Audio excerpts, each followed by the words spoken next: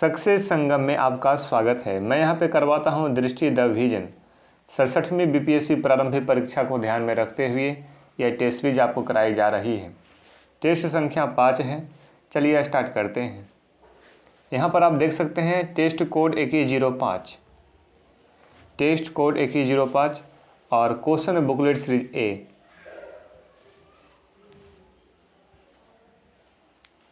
Question number 32 31 तक इसके पहले वाले वीडियो में हो गया था। यदि नहीं देखें तो जाकर वो वीडियो देख लें। प्लास्टर ऑफ पेरिस निम्नलिखित में से बना है? जिंक से, मैग्नीशियम से, जिप्सम से या कैडमियम से? तो जिप्सम से, प्लास्टर ऑफ पेरिस जिप्सम से बना है। इसका विस्तार देख सकते हैं। प्लास्टर ऑफ पेरिस जो जिप्सम से बना होता है, एक सफ़ेद रंग का चूर्ण होता है gypsum. Gypsum calcium sulphate CaSO4 और जल H2O से बना होता है। इसका जो रासायनिक सूत्र है calcium sulphate dihydrate, calcium sulphate dihydrate gypsum का रासायनिक सूत्र CaSO4 × 2H2O। ठीक है, तो याद रखें। इसका नाम प्लास्टर ऑफ पेरिस इसलिए पड़ा है क्योंकि इसका मुख्य घटक जिप्सम पेरिस से प्रचुर मात्रा में पाया जाता है। पेरिस में प्रचुर मात्रा में जिप्सम पाया जाता है, इसलिए प्लास्टर ऑफ पेरिस कहा गया। इसका सफ़ेद चूर्ण जल के साथ मिश्रित होने पर एक पेस्ट बनाता है जो सूखने के बाद एक ठोस कठोर संरचना में बदल जाता है। प्लास्टर ऑफ पेरिस के कुछ उपयोग इस प्रकार हैं। इसका और उपयोग देख लीजिए।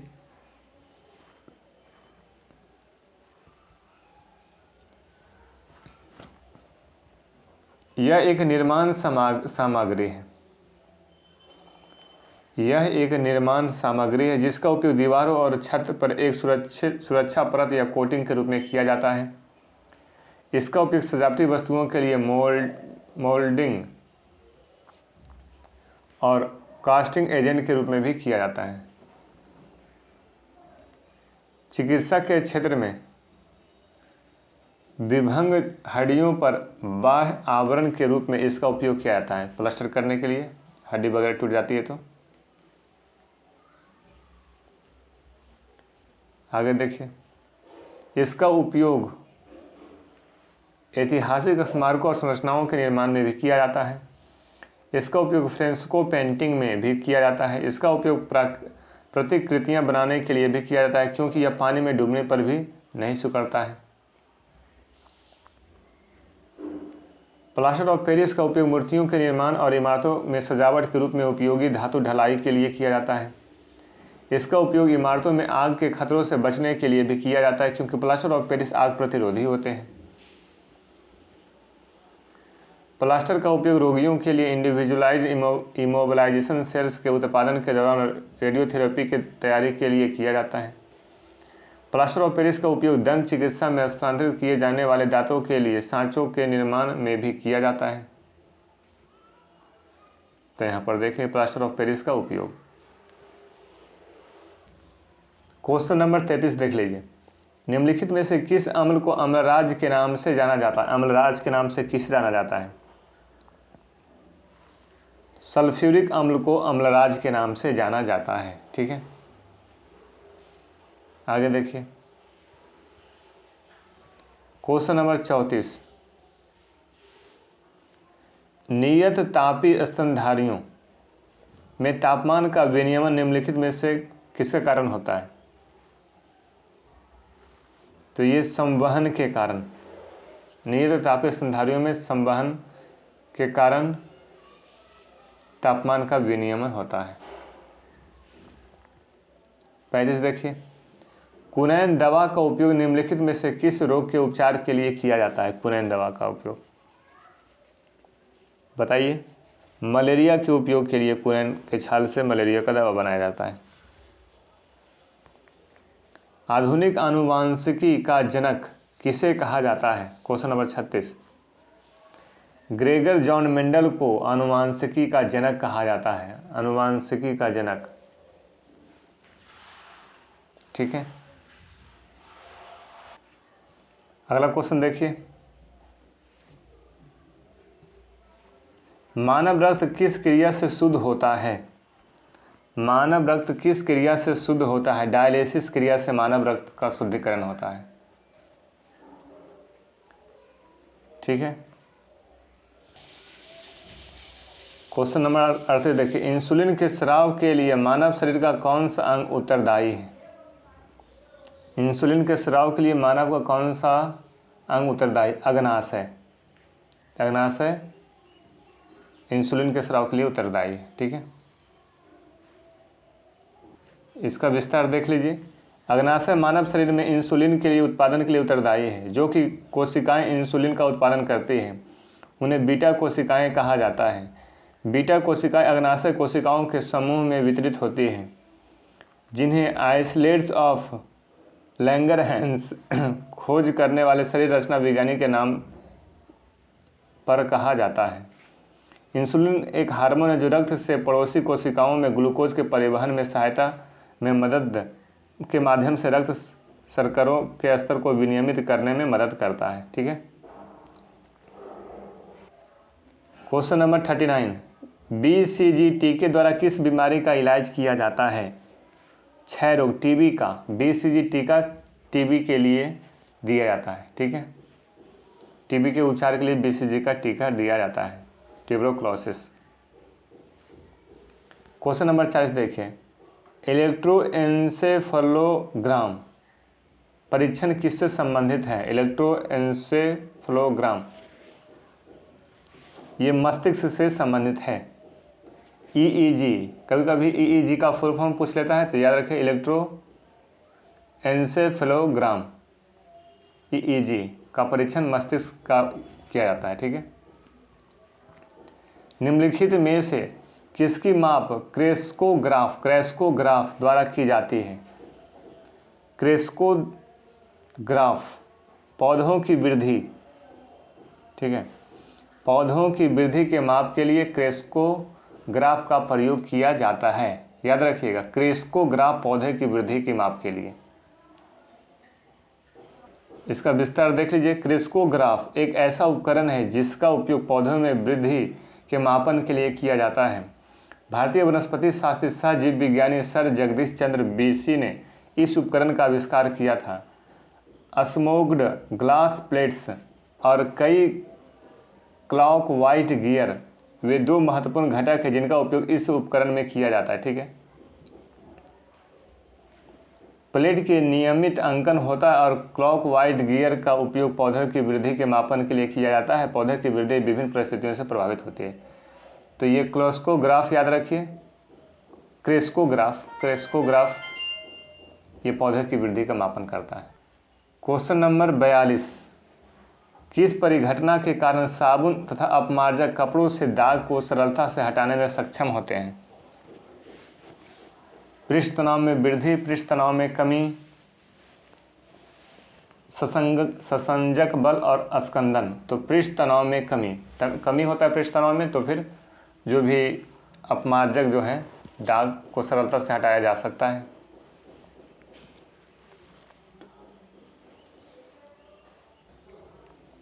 विस्तार देखिए, जल का उपयोग क्लीनिंग एजेंट के रूप में किया जाता है। साबुन और अपमार्जक जल के पृष्ठ तनाव को कम कर देते हैं। यह धुलाई और सफाई के लिए वांछनीय है क्योंकि शुद्ध जल का उच्च पृष्ठ तनाव सामग्री को तंतुओं के बीच आसानी से प्रवेश करने की अनुमति नहीं देता, जहां गंदगी के कण या तेल के अणु मौजूद होते हैं। तो ये पृष्ठ तनाव को कम कर देता है अपमार्जक या साबुन। क्वेश्चन है 43, निम्नलिखित में से कौन अंतरिक्ष के एक निश्चित क्षेत्र को बाह्य वैद्युत क्षेत्र से सुरक्षित रखने की परिघटना है? तो ये वैद्युत स्थैतिक परिरक्षण। निम्नलिखित में से कौन सा अंतरिक्ष के एक निश्चित क्षेत्र को बाह्य वैद्युत क्षेत्र में सुरक्षित रखने की एक परिघटना है? तो वैद्युत स्थैतिक परिरक्षण। देख लीजिए इसका विस्तार। वैद्युत स्थैतिक परिरक्षण अंतरिक्ष के एक निश्चित क्षेत्र को बाह्य वैद्युत क्षेत्र से सुरक्षित रखने की परिघटना है। बाह्य वैद्युत क्षेत्र से संवेदनशील उपकरण समूह को सुरक्षित रखने के लिए इन्हें खालिश संधारित्रों में संलग्न किया जाता है। यही कारण है कि बिजली तड़ित के साथ आने वाले आंधी तूफान के कार या बस के अंदर रहना ज़्यादा सुरक्षित होता है। कार या बस का धात्विक पदार्थ मेघ विद्युत से विद्युत स्थैतिक परिरक्षण प्रदान करता है।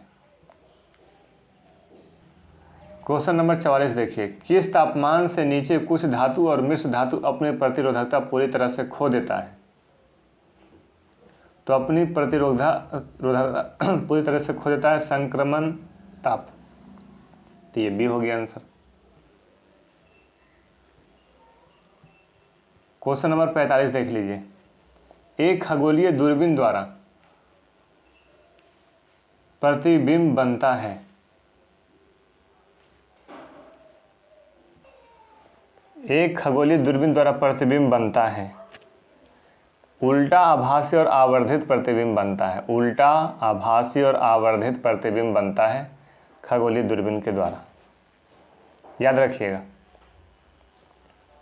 आगे देखिए, 1 किलोवाट घंटा कितने जूल के बराबर होता है?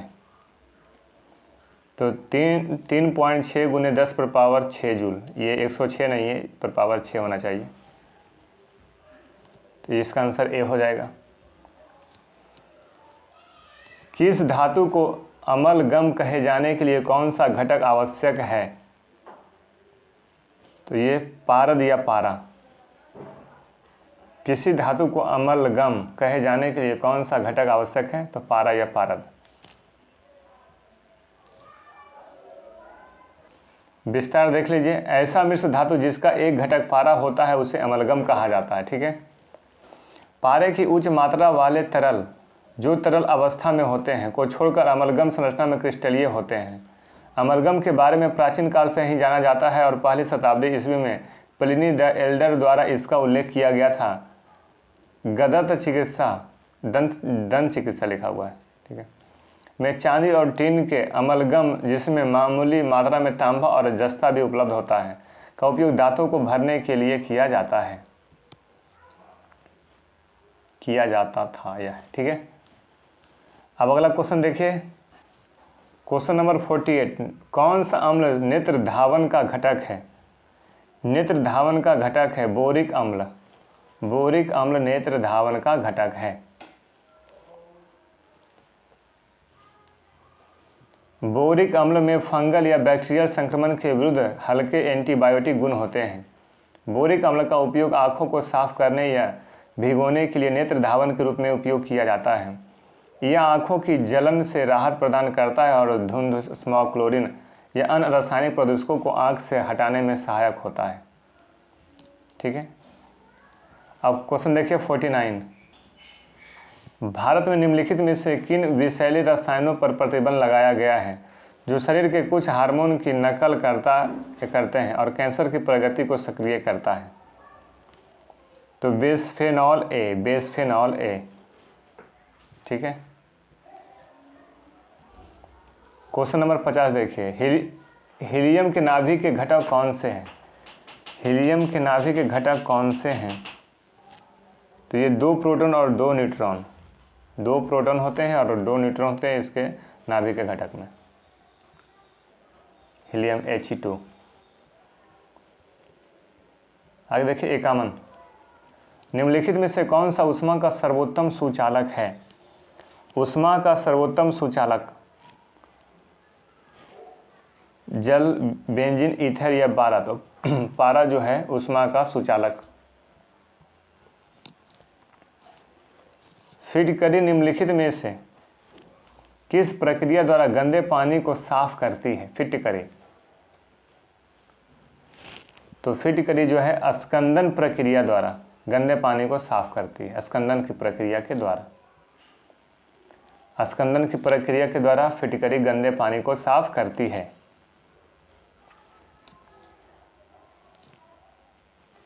क्वेश्चन नंबर 53 देख लीजिए, निम्नलिखित में से किसे कास्ट स्पिरिट के रूप में भी जाना जाता है? कास्ट स्पिरिट के रूप में किसे जाना जाता है?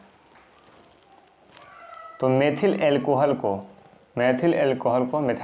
को कास्ट स्पिरिट के रूप में जाना जाता है। याद रखिएगा, मिथाइल अल्कोहल को कास्ट स्पिरिट के रूप में जाना जाता है। क्वेश्चन नंबर 54, जैव वैद्युत संचलन तकनीक का उपयोग किया जाता है किसके लिए? तो डीएनए खंड के पृथक्करण एवं विलगन में जल वैद्युत संचलन तकनीक का उपयोग किया जाता है। 55 देखिए, कोशिका की खोज किसने की थी? रॉबर्ट हुक ने। आगे देखिए 56, एक समान वयस्क मानव में उपलब्ध रक्त की कुल मात्रा कितनी होती है? 5 से 6 लीटर मानव रक्त की मात्रा होती है। 57 देखिए,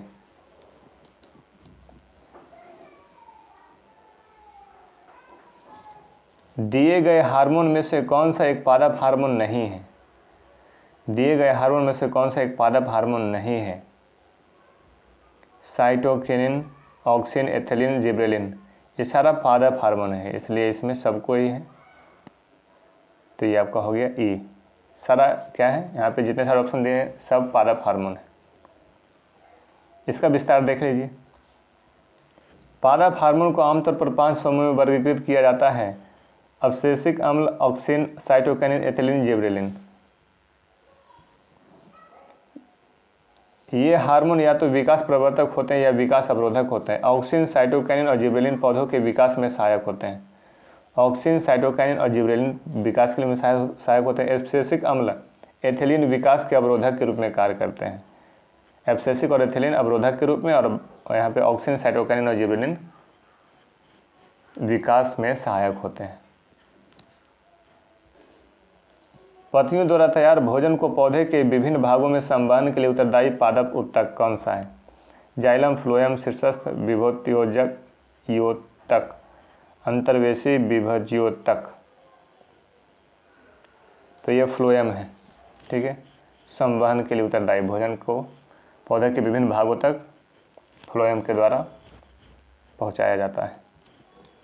59 देखिए, फलों का स्वाद मीठा होता है। फलों का स्वाद मीठा होता है ग्लूकोज के कारण, माल्टोज के कारण, लैक्टोज के कारण, फ्रुक्टोज के कारण। बताइए 59। तो यहाँ पर देख सकते हैं आप, फलों में 2 प्रकार की शर्करा पाई जाती है, फ्रक्टोज और ग्लूकोज। प्रत्येक का अनुपात अलग अलग होता है, लेकिन अधिकांश फल में लगभग आधा ग्लूकोज और आधा फ्रक्टोज होता है। इसलिए ऑप्शन 2 1 से अधिक था। आंसर क्या होगा? ई। तो इसमें आपका फ्रक्टोज भी होगा और ग्लूकोज भी होगा, फ्रक्टोज भी होगा और ग्लूकोज भी होगा, इसलिए दोनों ऑप्शन है। तो ऑप्शन क्या हो गया? ई। आगे देखिए क्वेश्चन नंबर 60, कभी कभी समाचारों में देखे जाने वाले शब्द एनोसिमिया और एग्यूसिया संबंधित है। एनोसिमिया या एग्यूसिया संबंधित किससे है? गंध और स्वाद की हानि से। याद रखिए, गंध और स्वाद की हानि से एनोसिमिया और एग्यूसिया। तो एनोसिमिया है गंध की हानि से और एग्यूसिया है स्वाद की हानि से। तो क्वेश्चन बन सकता है एग्यूसिया किससे है संबंधित है? स्वाद की हानि से। एनोसिमिया किससे संबंधित है? तो गंध की हानि से। याद रखिएगा। विस्तार देख लीजिए यहाँ पे। एनोसिमिया जिसे स्मेल ब्लाइंडनेस के रूप में भी जाना जाता है, स्मेल ब्लाइंडनेस के रूप में भी, व्यक्ति के सूंघने की क्षमता या आंशिक रूप से या पूरी तरह से समाप्त हो जाती है। सूंघने की क्षमता में यह हानि अस्थायी या अस्थायी हो सकती है। एनर्जी या ठंड जुकाम अस्थायी एनोसिमिया का कारण बन सकती है। अगला पॉइंट है, अधिक गंभीर स्थिति मस्तिष्क या तंत्रिका तंत्र को प्रभावित करती है। यह गंध की अस्थायी हानि के कारण बन सकती है। वृद्धावस्था में भी कभी कभी एनोसिमिया का कारण बनती है। एनोसिमिया प्रायः नाक में सूजन या किसी प्रकार के ब्लॉकेज के कारण होता है, जो गंध के नाक के ऊपरी हिस्से तक पहुंचने से रोकता है। ठीक है, समझ रहे होंगे। अब एग्यूसिमिया देख लीजिए। एग्यूसिया एक ऐसी स्थिति है जो जीभ की स्वाद संबंधी क्रियाओं को पूर्णतः निष्क्रिय कर देती है।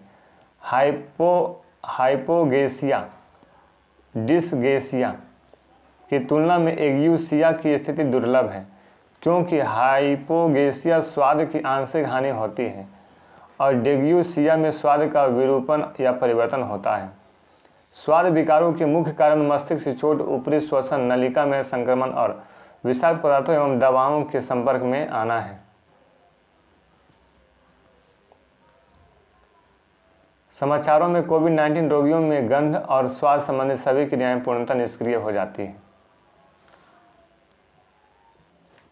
क्वेश्चन नंबर 61 देखिए, इंसुलिन में निम्नलिखित में से कौन सा ट्रेस तत्व होता है? ट्रेस तत्व,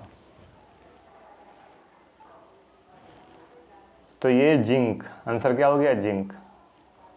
इंसुलिन में निम्नलिखित में से कौन सा ट्रेस तत्व होता है? तो जिंक। ठीक है,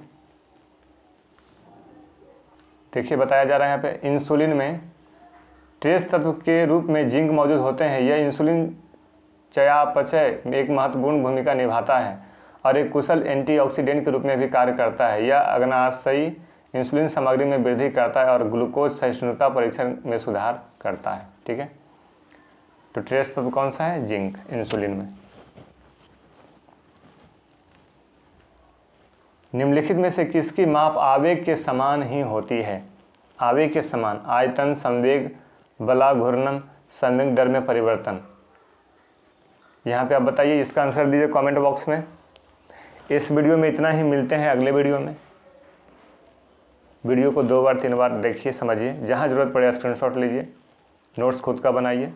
आप हमारे टेलीग्राम चैनल को ज्वाइन कर लीजिए, वहाँ मैं PDF और जो भी मटेरियल है उपलब्ध करवाता हूँ, और वहाँ से ये PDF प्राप्त करके आप सेट मारिए और उसका ध्यान से सॉल्यूशन आप कर सकते हैं। ओके बाय, थैंक यू, मिलते हैं अगले वीडियो में।